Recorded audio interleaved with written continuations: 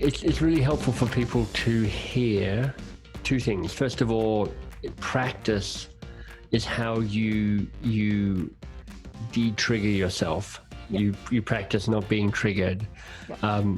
This kind of comes back to some of the stuff around habit formation that people will know about, around if you don't know your trigger, you will be triggered. Yes. And that idea, which I talk about and I love, which is the body leads the brain. Yes. Like get used to, get aware of how your body moves into that pre-verbal moment.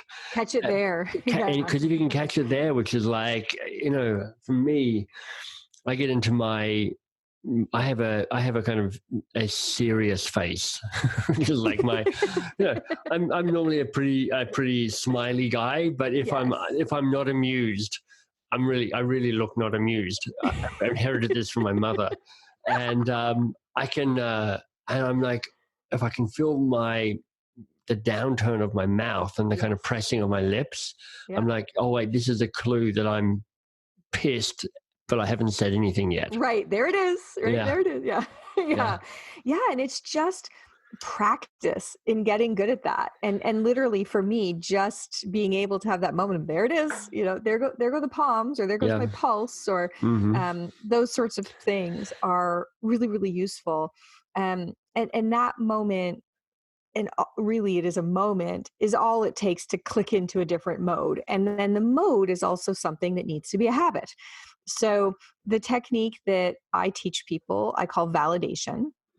And validation is what you do in that moment. So when someone says something that makes you defensive, makes you angry, makes you frustrated, triggers the conflict, you go through these 3 steps. And again, they're just habit and practice. So just like as a kid, we learned, we had fire safety, and you learned stop, drop, and roll, right? And every kid knew stop, drop, and roll. Every kid was sort of waiting to be lit afire so they could stop, drop, and roll. So it's just like that. So the first thing is to validate. So what we want to do in that moment when someone says something we don't like is we want to contradict them. We want to tell them how wrong they are. We want to speak our own truth instead of hearing theirs. So the first step is simply to just do something that says to the other person, I heard you, I'm listening, I see you, those sorts of things. And that can be simply paraphrasing. So you think my presentation doesn't have enough detail. You think I'm worrying about something that I don't need to worry about. You don't have to agree with them. You need to say something that says, I hear you. If you can't even say something like that, you can be very authentic. You can say something like, wow, that's hard to hear. Right? There's no reason to be ingenuine about it at all. So that's the first step. So just make the first thing out of your mouth their truth, not yours. Or even a comment on the process. Yes. Rather than absolutely. an engagement with the content of the process. Yes, absolutely. So you're like, wow, you're giving me feedback on the presentation. Yes. Exactly. Wow, that's hard to hear. There's a meta commentary, and there's something about. It goes back to that first step, which is about catching yourself and not being pulled into it. Right. I often think emotional intelligence, in my mind, it's being enough outside yourself that you can see what's happening and you can make some decisions about whether that's working for you or not. Right. And the more you can keep such practice. It does. The more you can keep kind of stepping out, going, oh, this is look at the drama that's playing out, just gives you a few more choices. And I love this piece around make your first comment not about the content, but about the process or about kind of what you notice going on. Yep. And that just helps you increase the odds that you don't get sucked into the details. And it also does the same for the person who's made the comment in the first place, right? Because sometimes people will say things that are, very hurtful or whatever as they land, but that wasn't their intent at all. And so saying something like that, like if you say, wow, that wasn't what I was expecting to hear right now, they may go, oh, you weren't? Okay. Right? It gives them some meta feedback as well. Yeah. Then the second step is you can ask them a question, right? So just get to a question. And And like, what who I the love hell do you about think you are? so it's funny. A different question.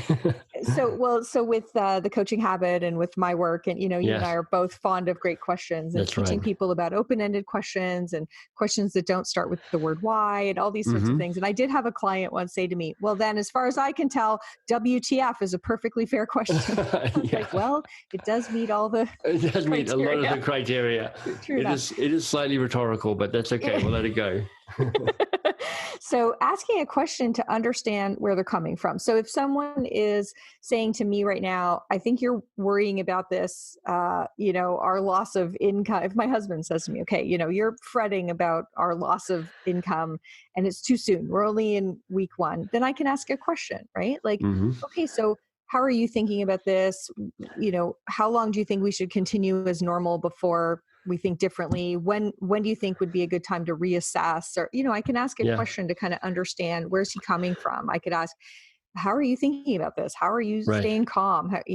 But a question that again gets you a little deeper into understanding where they're coming from. If it's in a work scenario and they're telling you, your presentation didn't have enough detail in it, okay, what kinds of things were you looking for? What did you expect would be in here? What do you need to know to feel confident? Those kinds of questions. Hey, it's MBS here. If you've loved my book, The Coaching Habit, and millions have, well, make sure you pick up the additional resources at thecoachinghabit.com. Downloads, videos, lots of tools.